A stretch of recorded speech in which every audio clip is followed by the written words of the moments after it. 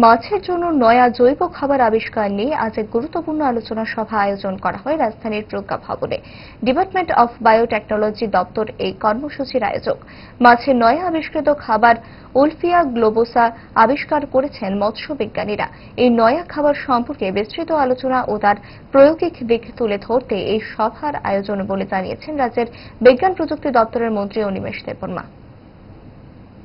Technology ডিপার্টমেন্টের workshop, যে ওয়ার্কশপটার বিষয় হচ্ছে ফিশ ফিড, মানে মাছের যে খাবার। এই একটা নতুন খাবার ওনারা তৈরি করতে পেরেছেন in collaboration with fishery college and the biotechnology department. Wolffia, আমিও আজকে এই উলফিয়াতে দেখেছি।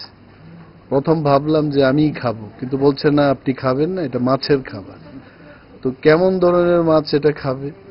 বলছে এটা কাতলা, রুই, এই সমস্ত মাছগুলো এই উলফিয়া খেয়ে খুব বেশি করে বড় হতে পারবে এবং অর্গানিক। আজকের দুনিয়াতে সবচাইতে বেশি ইম্পর্টেন্স হচ্ছে যে অর্গানিক ফুড খাওয়া। সবখানে কিন্তু অর্গানিকের উপর গুরুত্ব দেওয়া হচ্ছে। তো এই যে অর্গানিক খাওয়াটা সৃষ্টি হলো, এটাকে আজকে আমরা আলোচনা করব এবং কমার্শিয়ালি এটাকে কিভাবে প্রোডাকশন করা যায় এবং সস্তা দামে যেন আমাদের মাছ চাষিরা এটা পেতে পারেন, তার ব্যবস্থাপনার লক্ষ্যে কিন্তু আজকের এই ওয়ার্কশপ।